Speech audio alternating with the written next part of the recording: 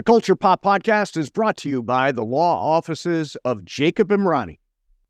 Accident or injury, call Jacob Emrani. Call Jacob. Hey, it's Mase. If you or a friend or loved one is injured in an accident, the first person you should call is my friend Jacob. When I did this, Jacob was great. He helped me by talking through the next steps, which really put my mind at ease. When you're injured in an accident, you got to have an expert. That's why you call Jacob, just like I did. Call Jacob, 844-24-JACOB. That's 844-24-JACOB, or visit calljacob.com. Call Jacob. Hi, everybody. Welcome to the Culture Pop Podcast. I'm Steve Mason along with Sue 𝐂𝐬𝐻𝐃. This is the show where we talk about everything happening in the world of pop culture. Sue, ask you right off the top, whatever your first thought is, best concert you've ever seen. Rolling Stones, 1972, Madison Square Garden. Wow. That's Leon impressive. Russell played with him. Stevie Wonder played with him, was on the bill.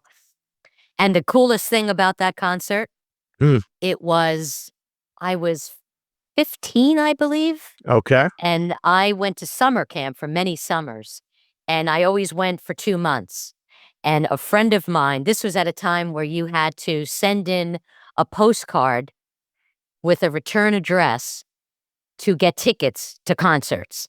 And a friend of mine sent in like 100 of them, and he got tickets.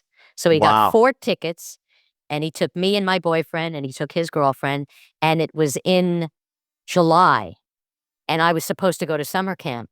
Right. And my mother was so cool, knew how important it was for me to see the Rolling Stones, is that she let me stay home the month of July so I could see the concert. Wow, that is cool. That is cool. So I just saw the best concert I've ever seen.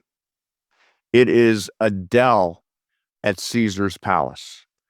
She was extraordinary. I mean, first of all, the theater is just an amazing theater. It's big, great big screens, and I mean, it looks super cool. And it comes together, so it makes a big A, like really, really sharp looking set. And then the screens are huge. So no matter where you are in that place, you have a close up of Adele and her voice is just so, it's my favorite voice. And then the staging was awesome. Okay, so you saw Pink not Yes. that long ago, and you told me that that was the greatest show you had ever seen. Yes. Because she's like flying around in the air. It's amazing. So it was better than that. It was better than that. Yeah, if you the last year I've seen Taylor Swift, Beyonce, Pink, and Adele. So those are like 4 of the greatest current female music stars. Are you gay? I would rank. What's that? Are you gay? Yeah, doesn't it sound like it? Then I went to see some Sondheim.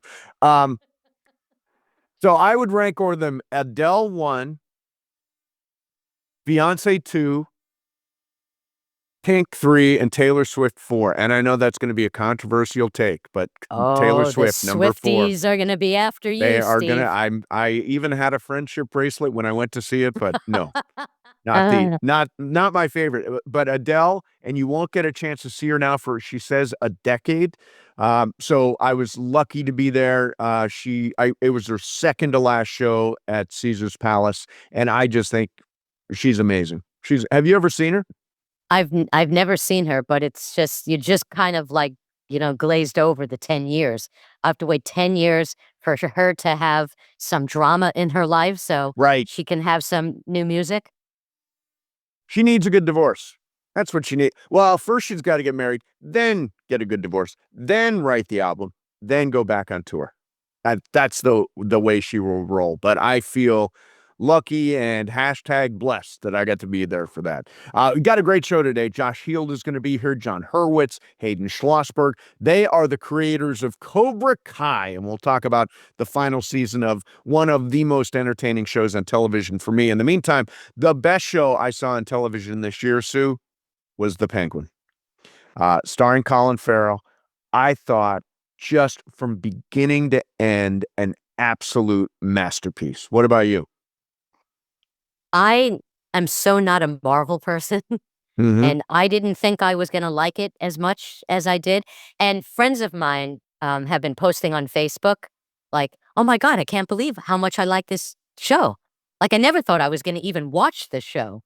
Um, it is such a departure for me from other Yep. Marvel, shows, movies that It's, I've by the seen. way, it's DC versus Marvel, but yeah, I get But what it you're is saying. kind of in that universe, Yes, that it is. superhero universe. Correct.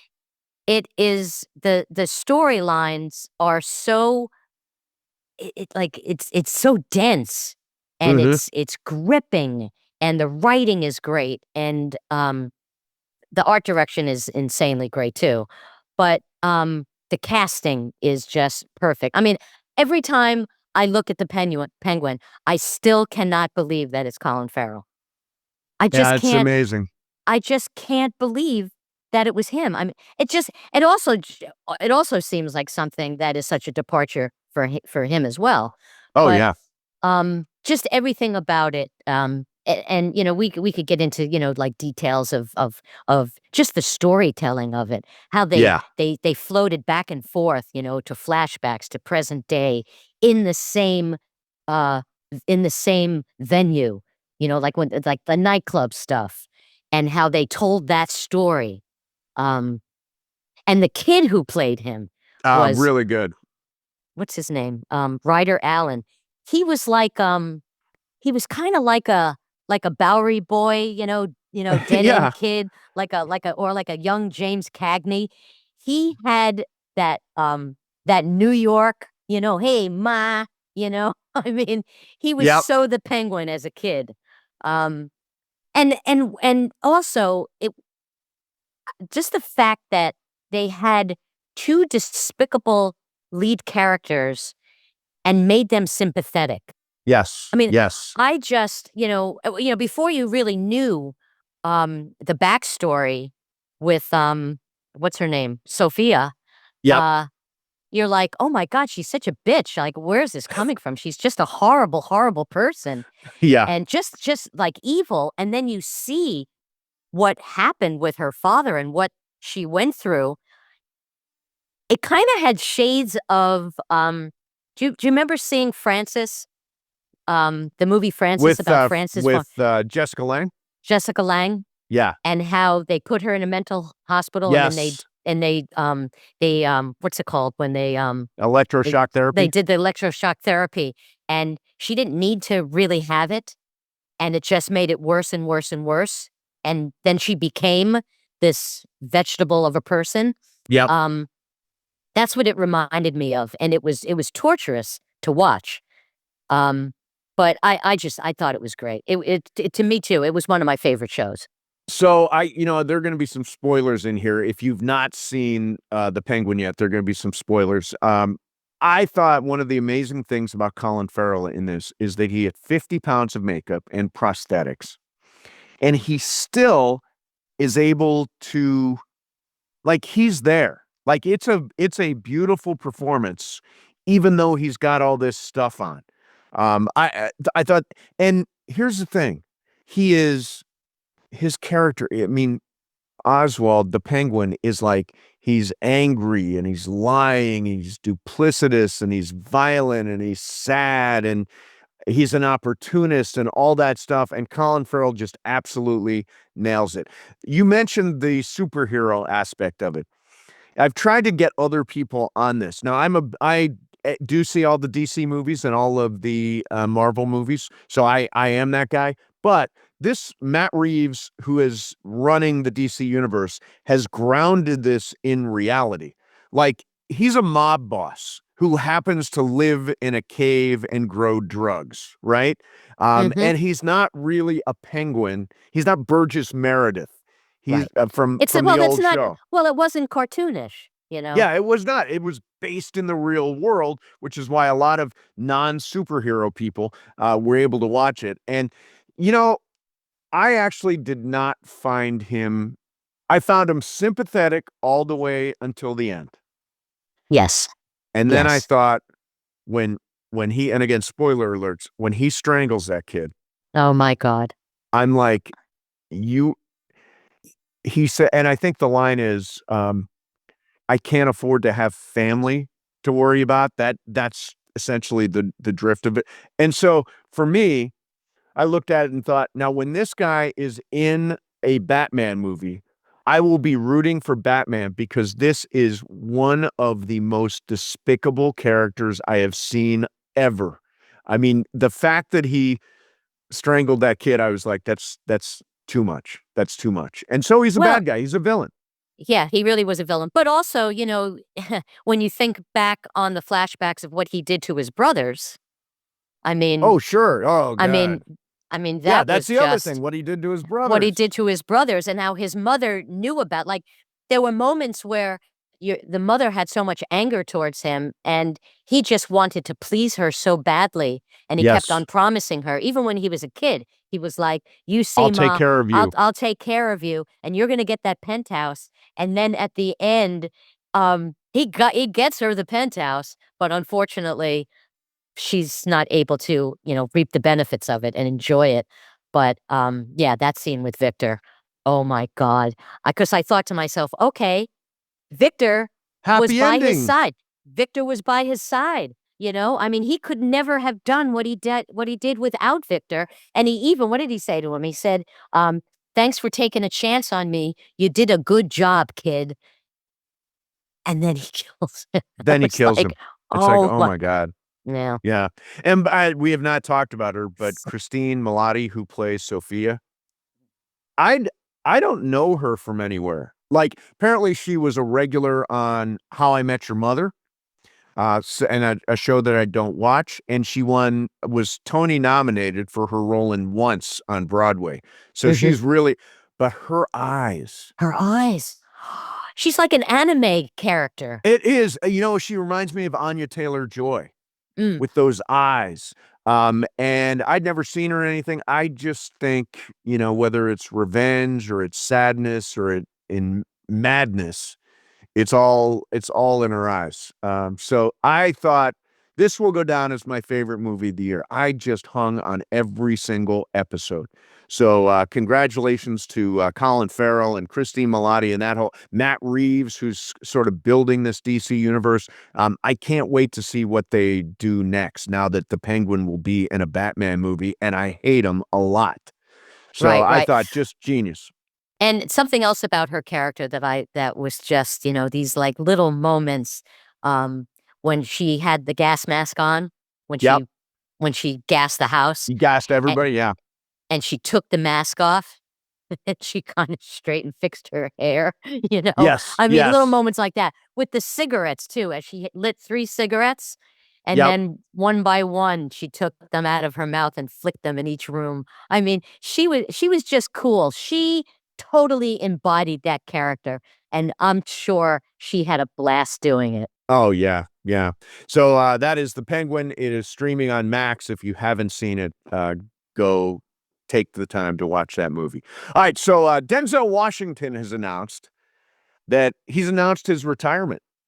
He says he's making 5 more movies, and that is it. And I've got the list of movies. I wanna get your reaction to these. So, uh, he's gonna do a movie with Spike Lee called High and Low. It also stars Ice Spice, the pop star. It's based on the Kurosawa crime thriller. 5th collaboration with Spike Lee. Previously, they did Mo Better Blues, Malcolm X, which is just so good. He Got Game and Inside Man, with Jodie Foster, which is a really good movie too. So 5th and final movie with Spike Lee. He's going to do Hannibal, based on the real life warrior, one of the great military commanders in history. This one is going to be directed by Anton Fuqua, who is the same guy that he did Magnificent Seven and, of course, Training Day. He did with him, which is like Denzel at his peak. He is going to do a film adaptation of Othello. And he's kind of playing through the great catalog of characters created for men in history. Here I did a little research on Othello. So the original version was in 1909. It was a silent adaptation. Then there was all kinds of controversy. In 65, Laurence Olivier did it in blackface. In 1981, Anthony Hopkins did it, again, in blackface. And then in 95, there was probably the best film version, which was Lawrence Fishburne as Othello and Kenneth Branagh as Iago. So that was a great version of it, directed by Oliver Parker. But that I didn't realize that there was so much controversy over the years about that role. He's going to make a movie with Steve McQueen. 12 Years a Slave, Shame, starring Michael Fassbender, which is a movie I love. So great filmmaker. And then the last one is going to be Black Panther 3. He joins, can you believe, Marvel Universe for Denzel Washington to say goodbye. That movie will be gigantic and he will be a huge part of it. Well, he turned down doing a Marvel movie years ago. Did he? And they, yeah. Which one was it? Was it Black Panther? Maybe. Yeah. I think it was Black Panther 2. Yeah. I think it was, and he just felt that it wasn't something that he wanted to do at that time.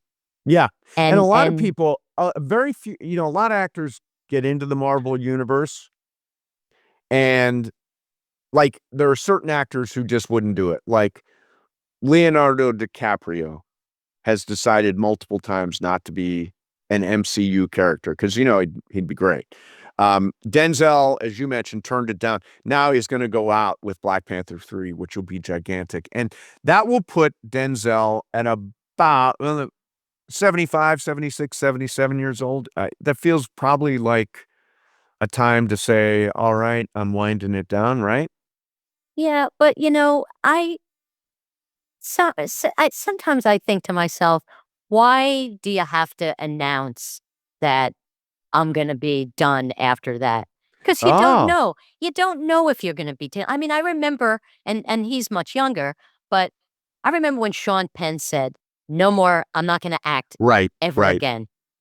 And then he comes back. And it wasn't too long after. No, Steven And, Soderbergh said, I've made my last movie, and he's probably made 20 movies since then. So, but I mean, Frank Sinatra, retired a couple of times, said, I'm not going to sing anymore. So I just don't know.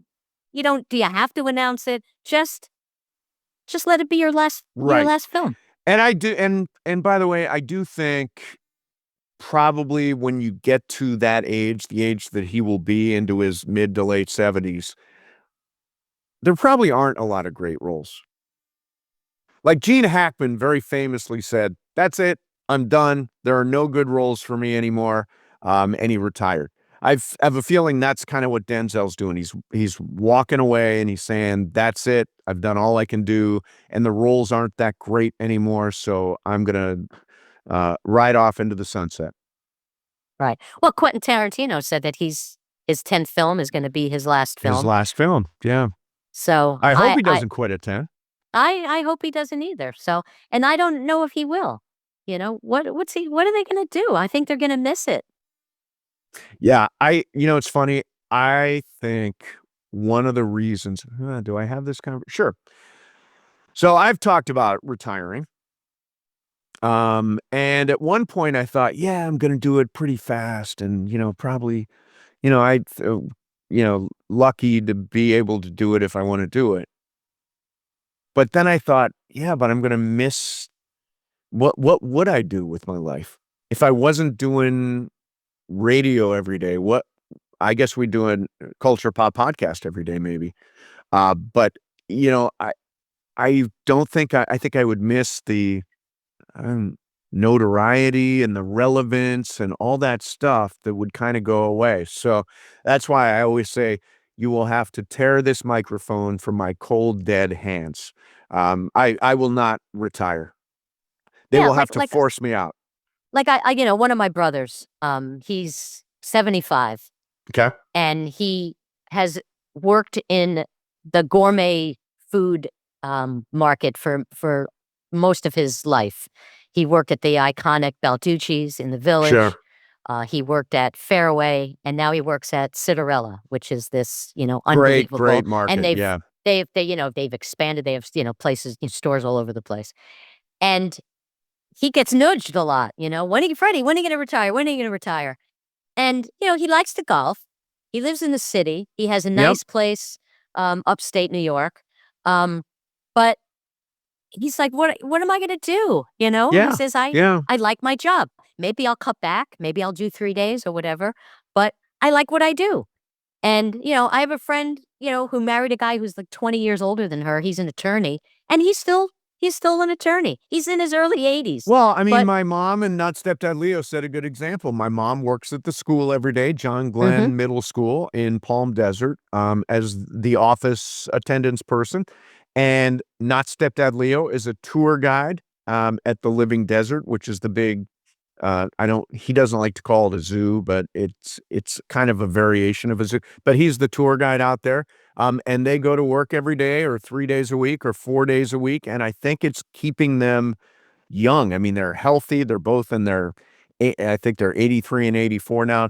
Um, we always said my dad retired at 55, oh, and he why did he retire so young?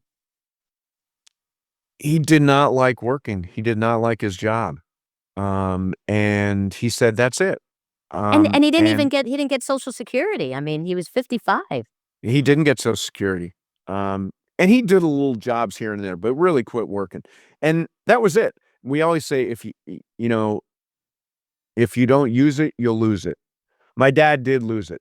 My dad did become, the days blended together.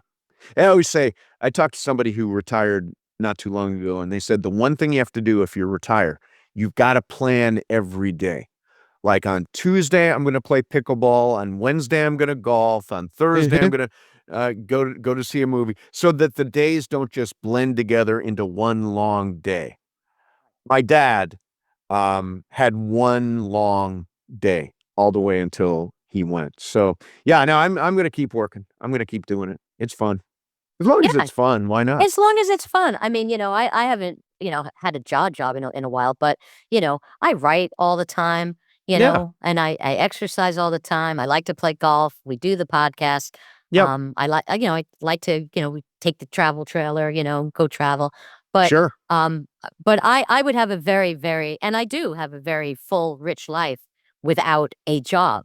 But if I Right. had a job, I would be happy to be doing it. Oh, sure. Sure. Yeah. Well, Denzel, I look forward to the final 5 movies. And I Me too. bet there's another one out there somewhere when you get to your 70s. All right, there you have it. Hey, before we get to the guys from Cobra Kai, do not forget, if you're watching on YouTube, hit the like button, subscribe to the channel, and you can leave us a comment, a review, a show idea. Maybe you want to leave us a review of The Penguin or the best concert you've ever seen, for Sue the Stones, for me, Adele. Leave that down below here in the comment section on YouTube. You can also, if you're listening on Apple or Spotify, please subscribe to the show. Big points if you leave us a 5-star rating and a review. And if you've got a friend, a neighbor, a relative, a countryman who you think would enjoy the Culture Pop podcast, tell them about it. Tell them how to get it. We're always looking to grow the show. All right. So I grew up, Sue, on the Karate Kid movies, and I am really excited for our guests today. They are the creators of the Karate Kid spinoff Cobra Kai, which I have enjoyed now into its 6th and final season, now on Netflix. Josh Heald, John Hurwitz, and Hayden Schlossberg join us. Guys, thanks a lot for coming on. You're Thank you great. for having us. Good to be here. So I am right there in the demo. I am exactly the right age. I think I'm the exact age of Ralph Macchio. So I love these movies. You guys figured out how to introduce these characters, Daniel LaRussa, Johnny Lawrence, John Kreese, to a new generation. Where did it all get started for you guys? I mean, it started, with just the 3 of us being giant fans of the Karate Kid movies. It was, each of us were all about the same age. We've been friends since we were teenagers. We separately fell in love with The Karate Kid, when we were 6 or 7 years old. It was one of the first movies that each of us saw in the movie theater. And as the years went by, we found new appreciation for different elements of the movie. At first, you're relating to Daniel. Then when we got into sort of comedy, when we were in our teenage years, we thought there was just something hilarious and ridiculous about a teenage karate gang, high school. As you get older, you start to really connect with Mr. Miyagi and all that stuff. And I think partly because we've known each other since we were teenagers, when we were in our early 20s and we were young writers in Hollywood, we started talking about, our life experiences and just like high school and bullies and that kind of thing. And we started to think of that idea of whatever happened to that bully from your high school? What happened? What was going on in their lives that made them a bully? Now that you're older, you recognize that there was probably some issues going on there. And where did they go? And their lives didn't always turn out as great as they were. And Johnny Lawrence was kind of like that, universal bully, not just from The Karate Kid, but from all the other movies that Billy Zabka did. He was just sort of known to a generation of people as sort of that bully from your high school. So we thought, wouldn't it be amazing to take the characters from The Karate Kid and tell a story, a new story on bullying that explores both sides of the whole story. Back then, we talked about it as a movie, but fast forward, 10 years or more later, and with the invention of streaming, we thought, there's an opportunity to do something even bigger, where you're telling deeper stories, getting into Johnny's story, Daniel's story, and creating a whole new generation of Karate Kids. So I am not the demographic for this movie. I got 10 years on Steve. Familiar with the movie, but I love the show. And for a lot of the reasons that you were talking about, I grew up in Long Island, New York. And the girls I found were worse than the boys when it came to fighting. They were ruthless. They bit, they pulled hair.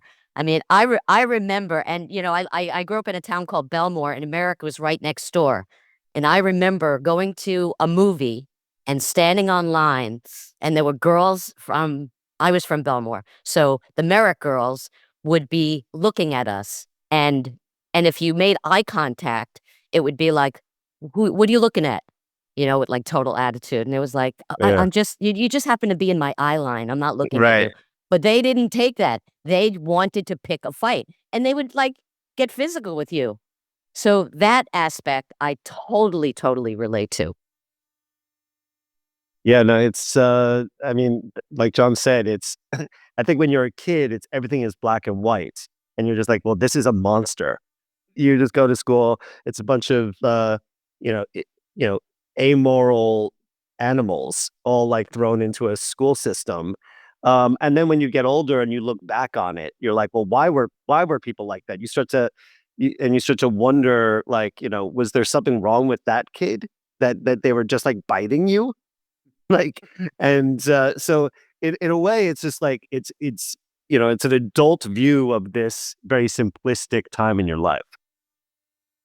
So I find this amazing. Josh, you and John knew each other at the Wharton School of Business. And then, John, you and Hayden were friends in high school, and you kind of grew up in the same. When did you guys first connect on a creative level? I mean, that first week of college when I met John, I didn't know Hayden yet. You're just kind of looking around, and everyone's new. I went to, there were only 3 or 4, kids I knew a little bit when I got to college. So you really become, accustomed to looking around your dorm and saying who kind of likes the same stuff as me? And you're looking at the posters that people are putting up on their wall at the time and the music that they're playing on their CD player, circa 1996. And John was a few doors down, and right away it became obvious that we kind of spoke the same language when it came to, movies, the Farrell brothers, and, going back, to the 80s, to everything that we were nostalgic about. And over the next, months, we would, start devouring, new movies that were coming out. Like Private Parts came out. It turns out we were both huge Howard Stern fans. We just thought we ran it back to back in the theater. Big Vomit, right? That was the boss's name. Big Vomit. Big Vomit. It was the first time we really, appreciated Paul Giamatti, and we really kind of had this love of, the same kind of pop culture, and it was just a natural, unspoken thing that was part of our budding friendship. And then a few months later, I got to meet Hayden when he came to visit, because he was at the University of Chicago. Right. And I had heard about Hayden, and John had heard about my friends. And then, Hayden, came into my life, like a whirlwind. And, the three of us just became tight. It became clear, that, John is the kind of the glue in the middle. You couldn't have, me without Hayden, and you couldn't have Hayden without me. Like we all kind of bonded together, because everything I had bonded with John about, he had already bonded with Hayden over.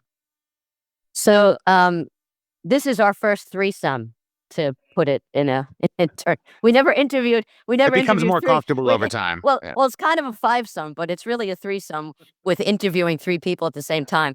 But the fact that you guys all are showrunners, how does that work? Because I've worked on shows where there were two showrunners. What and what do each of you bring to the table, as in that role? It's interesting. Like, first of all, it started, Hayden and I have had a partnership, creative partnership, since the beginning of our careers, getting back to, where we were, in high school, we started talking about writing together. And that's why, when in college, we got to the point where, like, let's write a movie together. And then we, had movie careers, and we wrote together, we directed together. And, Josh had this sort of parallel path. He saw us sell a screenplay and move to Hollywood, and then he moved there soon after, and he started writing on his own. But we all banded together to do Cobra Kai. And the truth of the matter is, we all like doing everything. When it comes to the showrunner element of it, we make, most decisions, at least at the start of the show, we made most of the decisions just like all together, everything.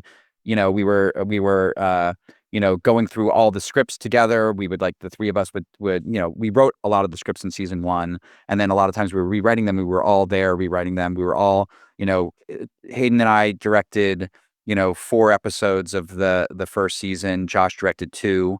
And so we were all doing kind of everything there.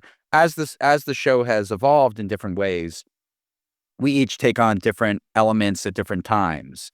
Whether it's like in the conversation in the writer's room, one of us will probably lead the room a little bit more, just to, keep the trains moving. When it comes to, like, dealing with sort of the stunt team, for example, another one of us may take a stretch of time and be a little bit more front and center on that. When it comes to editing, one of us may do, like, the first rounds of things like that. And that'll change depending on kind of the workflow of what we have going on, what we also have going on in our lives at the time.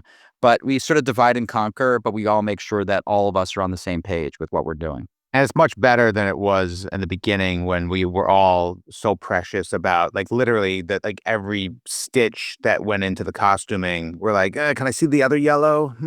That's more of like a canary yellow. Can we see the neon? It was, and now it's like, oh, I didn't know they were even wearing a shirt in this scene. It's things fall off that are the most important thing in the world, and you just kind of leapfrog one another in terms of who's there, 30 minutes before call time and is there for the first rehearsal, who's there at the end of the day when, you've got, 30 minutes left to shoot 4 hours of material and needs to make, an executive decision. So we kind of have a hive mind that, is called upon for various emergencies. So I want to ask you about specifically Johnny Lawrence and William Zabka. Who would have thought the sweep the leg guy would be such a fine actor, because he really is. I mean, for me, in a lot of ways, he's the heart of the show, and William is excellent. I mean, he is a terrific actor. Yeah, there's a little bit of, I mean, first of all, we were like, if he could do anything, because we didn't know. We hadn't seen Billy in a long time. We saw him in these movies back in the day. Josh actually, so we were obsessed with Billy Zabka. We were talking about him in the early 2000s. We were just like, every week we would talk about Billy Zabka. And John and I, when we started making movies, we had the Harold and Kumar movies. One of we had this idea to bring Billy Zabka into a dream sequence that one of Harold and Kumar had, and he would be wearing the gi, and at the time Billy didn't want to do it. Like he was just so like he was so I probably like had a lot of issues with like just being typecast as that character and to do something else like that. So at the time he like respectfully declined us. And then Josh, a couple of years later, makes his first movie, Hot Tub Time Machine, and he gets Billy's. And basically, as soon as we had the opportunity to make stuff, we went after Billy. Billy Zabka was in Hot Tub Time Machine and played a role in that, and he was really funny in it, and we got to meet him through that.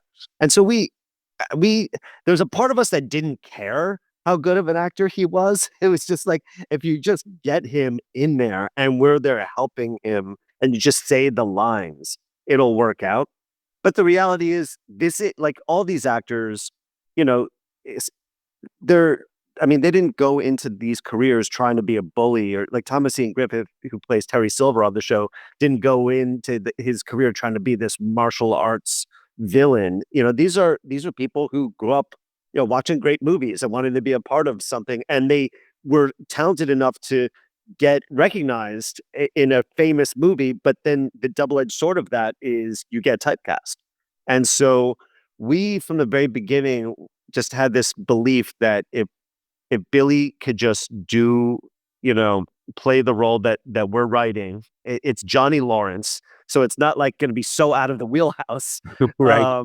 But the trick is like it's a Johnny at a different stage of life. It's a Johnny who's just at a low point, and we felt like he could do it, and like right away he nailed it. I remember like one of the first days of shooting, there's a scene in the first episode where he's getting drunk at home watching television, and the movie Iron Eagle is on, and there's some inspirational moment, and it's just kind of meta comedy for us because it's such a like schlocky kids movie, but like for him there's this pathos that's going on in the scene, and he sold it so emotionally, and we were just like, okay, this is just going to work.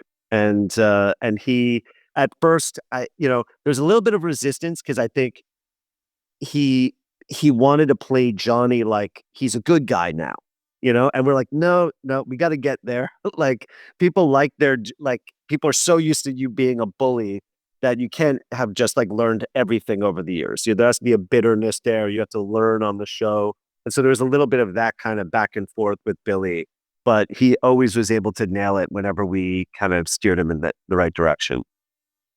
He really plays that Arrested Development aspect so beautifully, He's so charming, but he's like a kid. That's what I love about him so much. So I want to know, what was all the guys from the original film, what was their reaction when you proposed the idea of doing this show? So, it was Ralph and Billy first. Billy, as Hayden said, we had a relationship with. I had talked with him extensively about the character of Johnny Lawrence over the years. I knew that he had a, creative urge to do something with that character or with that energy. So, presenting the idea to him after we had already sold Sony on the idea of it, was kind of like bringing him a Christmas present that he, got to unwrap. And, with Ralph, we had to make that relationship. We had to, convince him that these three guys, who had done only R-rated comedy for, the better part of, 15, 16 years, we're now going to shift tones and be respectful for to this franchise in this world building way. And, we flew ourselves to New York and sat down with him for about 4 hours over lunch and presented the show to him, told him the entire first season that was in our heads before we had put pen to paper, and went through it, backwards and forwards, and answered every question he had, and had another series of conversations over that week. And we built the bedrock of what would become a tremendous creative partnership with him, and earned his trust. And from there, we were off to the races. And it became, very, very quickly any actor who, has appeared in any of the Karate Kid films, it starts showing up in our, email inbox and our, social media, and or our, phones, in terms of, hey, you got something for me. And, our real keyword to everybody, and especially to our writers' room at that time, was restraint. It was, we're not trying to, do a 15-minute short that is going to, burn through this whole franchise, with all the energy that we have that's been, pent up over 40 years. We want to play this real slow. And Martin Kove, was the one that we had to really keep at bay, because, he was so, no one embodies their character from those movies, more than Martin Kove, who just relishes the energy of John Kreese and the gravitas of this general, at the front of this dark army. And, he was so, there was so much FOMO, I think, because we were off in Atlanta, doing something, and he was in LA, and we had met with him, and we had introduced ourselves, and we had sat down and broken bread, but said, look, you're going to be on this show in a very big way, but it's not until the final 10 seconds of the very last episode. So you get to come in, we're going to be there for 4 months, but you get to come in for 1 day. And it was so heartbreaking for him that there was all this stuff he was missing out on, because it was hard to focus on what would come after that, which, wasn't guaranteed. But we knew that his arrival would be this inflection point that would and should catapult the series forward. And we wanted to save that. And we wanted to, preserve the surprise. We swore him to secrecy. We talked him off the ledge of, letting the cat out of the bag numerous times. We lied to the press. We did everything we could so that moment carried weight. And then once he was in, then now we're entertaining, like, okay, everybody else, like here's the grand plan over the course of the next few seasons, and how we're going to course out these great performances, that we didn't want it to just be a carousel of, hey, remember this person? Everyone needed to have an entrance, a re-entrance into the franchise that made sense, but also, brought with it a bit of a surprise. So I was talking on ESPN radio the other day. That's my main job. And we had a conversation about the sporting event you would most like to attend. So everybody's like, the Super Bowl, the World Series. I said, Saikai Taikai. That's where I want to be. The Saikai Taikai. You guys keep raising the stakes. And the final episode of your middle five is your biggest, broadest, most spectacular melee yet. Talk about that, and talk about the ability to sort of keep raising the stakes. We've had, in the Karate Kid movies, there were 2 All-Valley tournaments in the first and third movies. On our show, we had 2 All-Valley tournaments. And for years in the writers' room, we were talking about one day doing a world tournament. So that was something that we knew as we were getting to the final season, that's kind of what we were building towards. And when doing this world tournament, we wanted it to feel different than anything you've seen before in the series. We wanted it to be the best of the best martial artists, because it is a world tournament. It should have the best people from all around the world. All of our actors on the show have been learning martial arts for 5 or 6 seasons.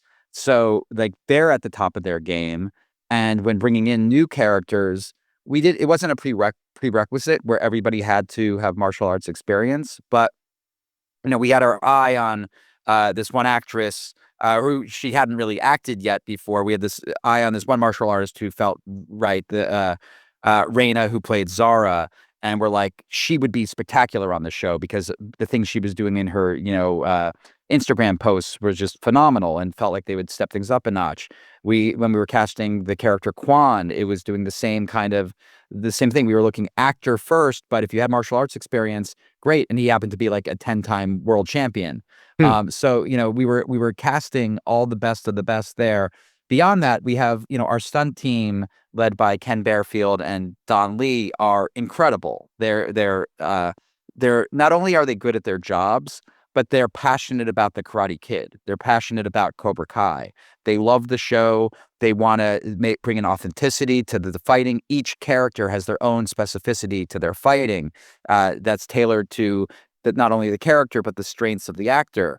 When doing this world tournament, we were going to have 16 dojos from all over the world. So each dojo needed its own special flair and their own special fighting style. So it was this group effort. It starts in the writer's room where we're developing all of these fights that all have story within them, and we're introducing like characters, even like characters like Maria and Diego, who are from this from one of the dojos, who are they're not main characters, but you're peppering them in little ways that you're remembering them, so that when you get to these bigger fights later on, when you get to that melee, you talked about that melee. We had in season 2, we had the school brawl, which was one of the Yes. biggest things on the show. We had a huge fight at the LaRusso house. This was, where we were like, this can be something where it's everyone at this venue. And we made the choice that at the Saikai Taikai, there's no spectators there. It's only people who were there who knew karate. So it's like every single person in this room, sensei and student, all in the same place. Let's, from a story standpoint, to have this powder keg building over these episodes and then have it all explode in the way that we did. Let me ask a follow-up there, Sue. So how long does it take to choreograph a scene like that or a sequence like that? And how long does it take? Well, on our show, not enough time. We never have enough time to do these things. For a movie, it would be weeks before you start shooting, and then you're playing with it all throughout the shoot. With our show, it's like we definitely know like where the big fights are going to happen, and we try our best to give our stunt coordinators as much time as possible. And so before the key is like before you even get to the shooting, you talk to the stunt coordinators, you tell them, you prepare them for what it's going to be, so that they're just they know who to bring in, they know all that stuff. But I'll just say it usually ends up being like you're like half of it's done like a couple weeks before, like on weekends or a couple days, while the actors are shooting other scenes, that they'll come into their like, we have a makeshift dojo and they'll be practicing. So I feel like there's like a couple weeks of prep for it, but like to actually like work with the actors, a lot of times it's like they don't have the time, and it's literally that day that we're shooting it, they're teaching them some of the stuff. It's crazy. And it's not always like that. I mean, like we, as much as possible, try to give them the time, but like with something like that brawl at the end of episode 10, it's just, there's so many pieces there. It was just like, look, the only way to do it is to kind of, pick and choose the most important moments, prep those, and then all these other things like the stunt, our stunt actors like know the moves, but the actors don't yet. But like on the day, like if we have an hour, we'll teach it to them in like 10-15 minutes, and then we'll quickly shoot in 10-15 minutes, and you get the best that you can. So it's, we talk to Ralph and Billy all the time about, in the original Karate Kid, they learned their All Valley tournament fight before they started shooting.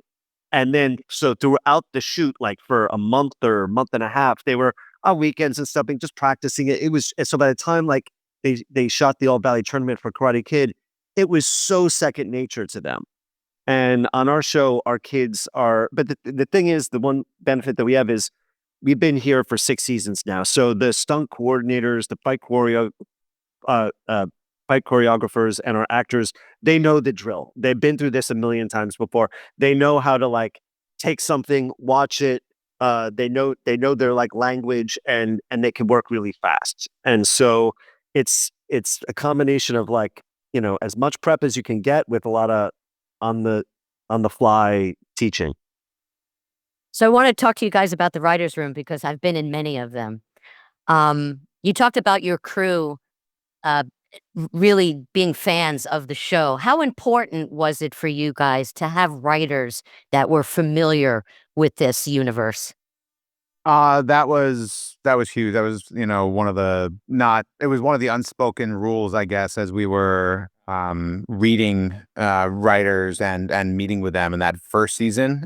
It became, it always held importance, but we wanted to make sure that we were starting this journey in season 1 with a team that could speak the same language of the deep cuts that, we wanted to reference and throw away and just have at our fingertips, in terms of that language that you talk about. Like, did they know who Dutch was?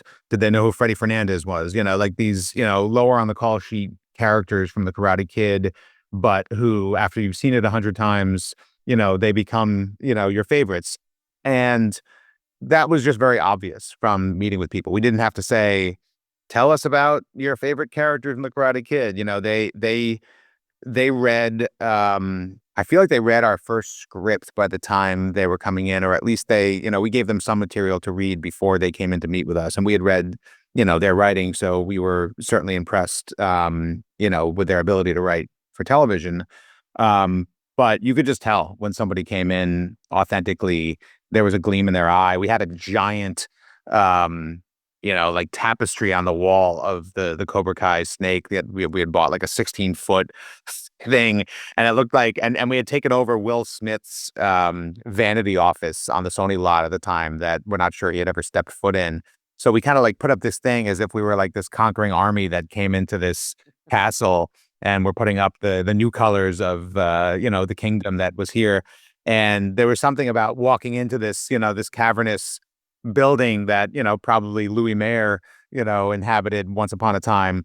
And it was, Cobra Kai headquarters, and you could just feel it within an instant, the people who would walk in. And it wasn't just writers, it was every department head. When we met with cinematographers, Cameron Duncan, walked in, and he had done, some tremendous shows that we were impressed with, that were outside the realm of 30-minute comedy, which is what we were looking for. We were looking for, scale and scope and cinematography and things that you don't often have time for, on a half-hour budget.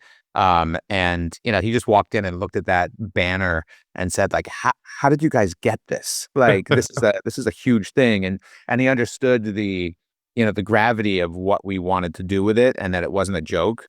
So it just, it became part of, you're putting together your gang, and you want to make sure that, that everyone understands what the colors mean on the back. So at one point there were 3 gangs, right? There was Eagle Fang, there was Cobra Kai, and there was Miyagi-Do. Now, if I had been a kid at that point in my life, I would have been a Johnny Lawrence guy. I would have been an Eagle Fang guy because I'm such a Johnny fan. But obviously, the heart of the show is Miyagi-Do. And Mr. Miyagi, you decided to bring back in the final episode of your middle 5. Talk about that decision and how you did that deep fake and how you hired the younger actor to play him. Talk about that process. It was something that was a big discussion in the writer's room. It was a discussion with Ralph. From the very beginning, when that very first lunch that we sat down with Ralph, a big thing that we emphasized was what would be unique about this show for the Daniel LaRusso character is it's the first time we're seeing Daniel LaRusso without Mr. Miyagi in his life. That Mr. Miyagi, his lessons are still there, his memory is still there, but he's not there to guide Daniel.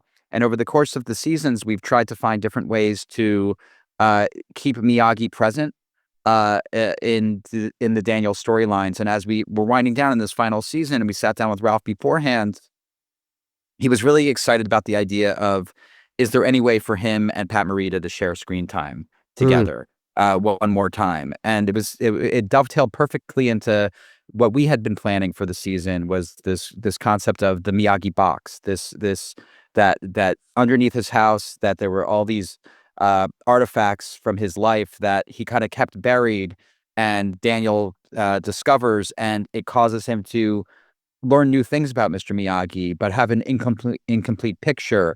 And it's just one of those things that, like, in life, all of us have parents and mentors who we only know in a particular way, but they lived a full life before this. And you don't always hear every single story of theirs. There's some things that they're not proud of. There's some things that they don't think are relevant. There's reasons why they may not share every single element of their lives. And Daniel's sort of confronted with this. So in terms of that scene, we liked the idea of there being a sequence where Daniel and Miyagi are fighting against each other in this way. So first it started off with, you're looking for an actor. The irony is we didn't want to go out there with our our sides and say, hey, we're casting a young Mr. Miyagi, because with our fan base, that would get out there immediately. Everyone would know that that's happening. So you're writing up dummy sides with alternate names, and but you're telling your casting directors, be looking for people who look like a young Pat Morita, and we show pictures of what Pat Morita used to look like when he was younger, and it's like somebody that could be believable as into Miyagi. I remember when casting Brian, it was like, I think he was somebody who was savvy enough to realize, I think this would be like a young Miyagi character. So he came in with the right energy, and others did the same, when you were narrowing it down, you're like, speak in the cadence of the Miyagi character.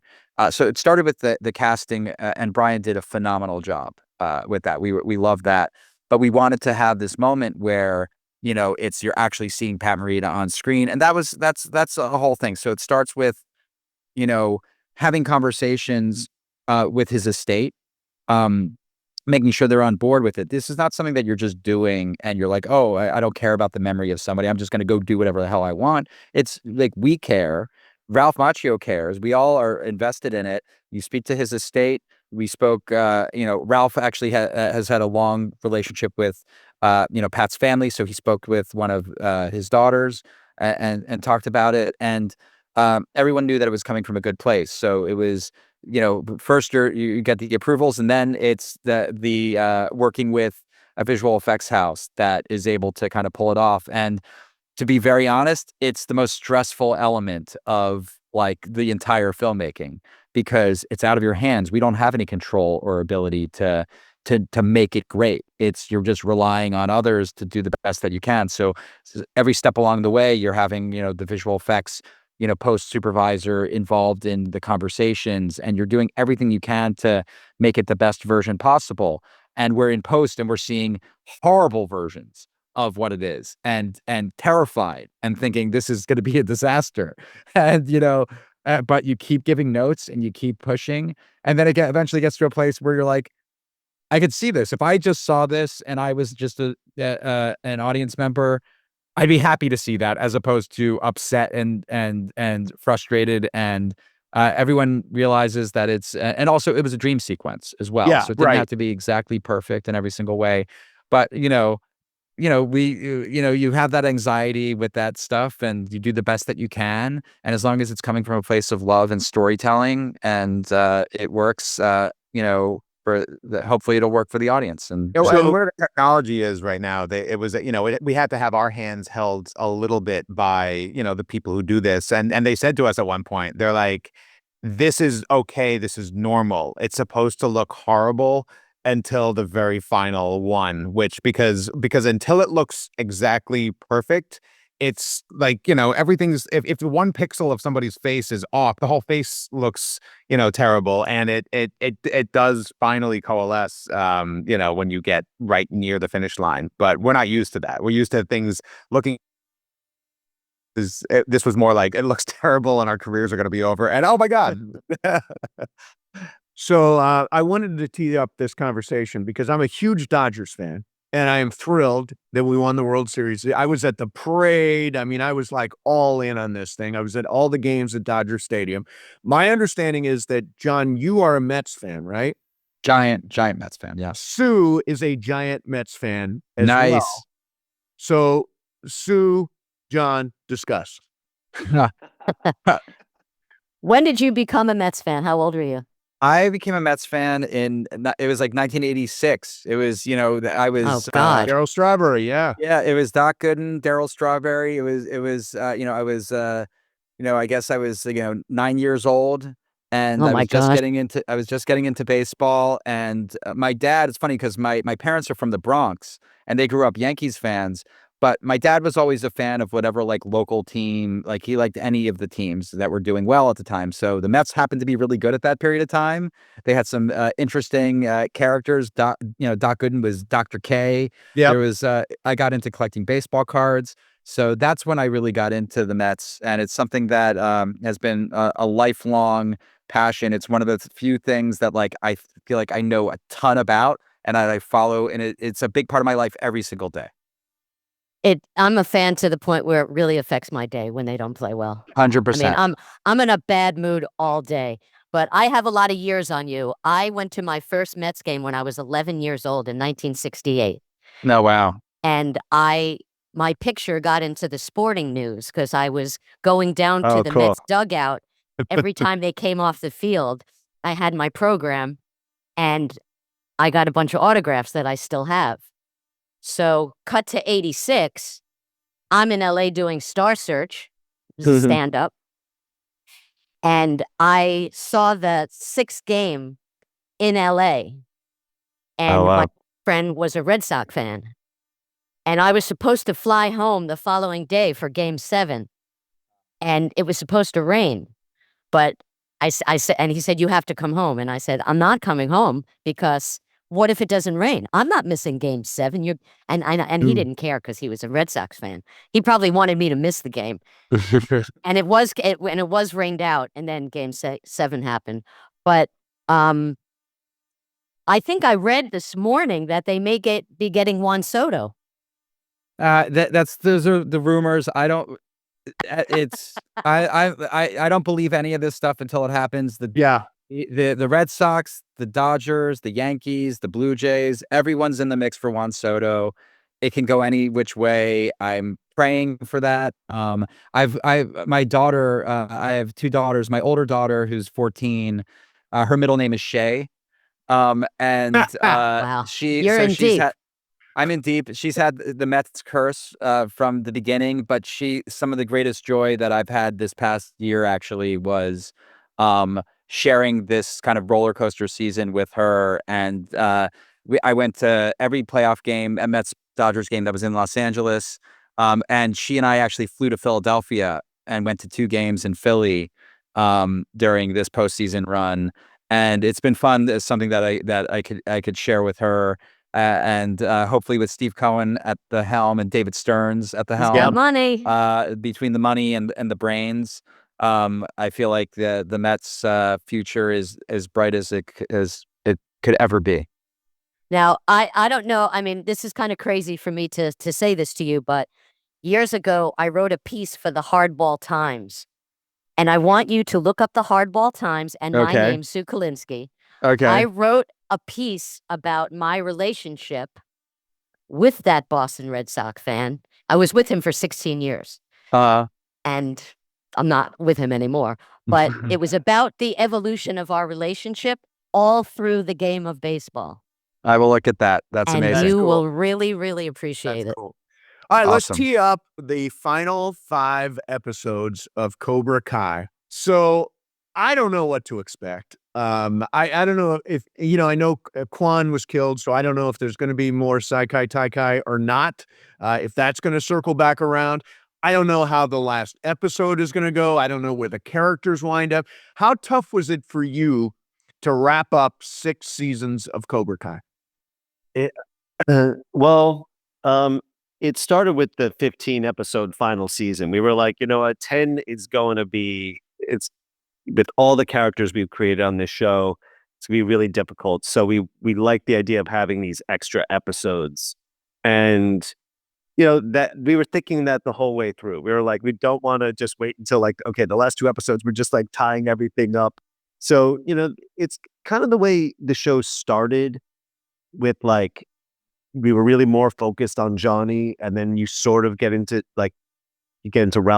Daniel's life, and then you're getting into the kid's life, and then it kind of was this bonsai tree that grew. We're kind of winding it down the same way, where a lot of the characters that we've met along the way, we're going to start paying off their stories in these final 5 episodes, and leave it where the last few episodes are kind of focused on the main characters that started the whole series. And we've sort of begun it already in the second block. You can't really feel it because it just ended in like, complete disaster.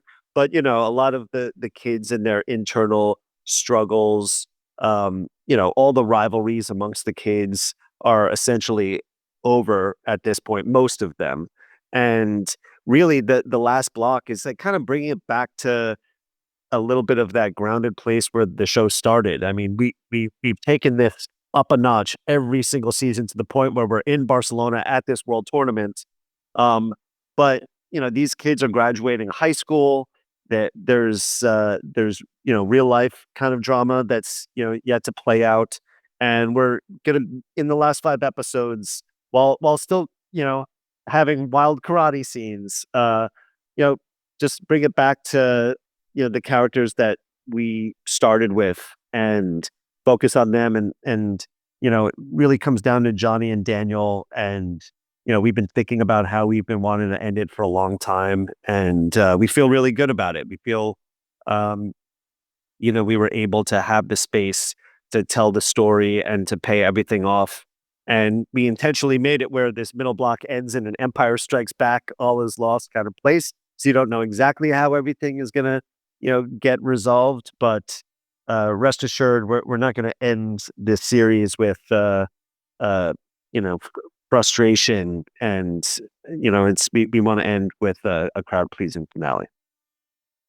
I have one question that I didn't get to ask you. The Robert Mark Kamen, who created this show, The Karate Kid, I mean the movie, did you have any conversations with him? And if so, what was his reaction to you doing this series? So we didn't know Robert before we embarked on this journey, but we were obviously, ginormous fans of his work. And, if you dig into his, his credits, he's maybe the most prolific writer of all time. He just touched so many, films and franchises. So as we were making the first season, I remember I was driving somewhere, it was a whirlwind of not sleeping that first season. And I gave him a call to introduce myself on behalf of the three of us, and say, I don't know if you've seen this, this little YouTube announcement that we're doing this, this small little show. And I think he was tickled by it and, appreciated the reach out, but, he didn't really have the language to understand what we were doing. And as soon as the episodes dropped, he reached out to us and needed to talk, and needed to express just how bowled over he was, and impressed that we dug into, this thing that he had written, 40 years earlier in a way that, looked at every thread of fabric as, being spun from gold. And it didn't matter how throwaway a line of dialogue was, or, a piece of set decoration was. It all was, hallowed material, as if, delivered from the heavens. And thus began our relationship with Robert, who's now one of our, great friends. And, and we love, we love talking about this franchise with him. And from that point on, we've, continued to, we began and have continued to collaborate with him, when it comes to the martial arts, and when it comes to Mr. Miyagi, and when it comes to, where Miyagi-Do karate comes from, any lessons that, that Miyagi would have taught to Daniel that we didn't see in the movie, things that could inspire us to write from the perspective, that he wrote from, because he modeled, the character of Mr. Miyagi after his own sensei. Robert, grew up learning, and still practices Okinawan, Goju-Ryu karate, which is, the building blocks of what he designed Miyagi-Do to be. So he's just become a great part of our lives, and an unexpected friend at this point in our careers. And I love that it's based on his life. He was beaten up when he was a kid. I think he did some beating up also. He's told us. Yeah, it's very cool. So, Yeah. last question. You guys have made a bunch of movies. Is there a movie here with Cobra Kai? Yeah, we certainly hope so at some point. I mean, we love making movies. It's been amazing making this TV series. We crave it all. We crave making more TV series. We crave making more movies. When it comes to, the Miyagi-verse, as we call it, we have ideas across the board. So as of right now, we're developing a few different things, some in the TV space, and we have some ideas on the feature side as well. So it all, we'll see how things unfold as, the final episodes come out and conversations continue with, our creative partners. But we would love nothing more than to make another Karate Kid or Awesome. Cobra Kai movie. Well, guys, one this day. is terrific. We have had so much fun with this show. The final 5 episodes are coming sometime in 2025. We're looking forward to those. And thank you very much for spending a little time with us. We appreciate it, guys. Thank you. Thank you, guys. This has been great. Thank you. There you have it, the guys from Cobra Kai. It's so amazing to me that they knew each other when they were in high school, and now look what they're doing with their. Sue, I'll be honest, I don't remember all the people I went to high school with, let alone work with them. You're much closer to your high school friends, right? Oh, I have friends since elementary school. Yeah. And Tom, I met Tom in junior high. That's right. That's right. So But I would to I would wind say up, I would say that probably I would say that 3/4 of my friends are from my childhood. I would say 3 friends are from my childhood. Just 3. Hello, Emily, my high school girlfriend. Amy Warren and Mike Pauken. If they're watching, if they're listening, what's up, guys? Get a hold of me. All right, there you have it. There's your Culture Pop podcast for today. Thanks a lot for watching. Thanks a lot for listening, and we will see you next time.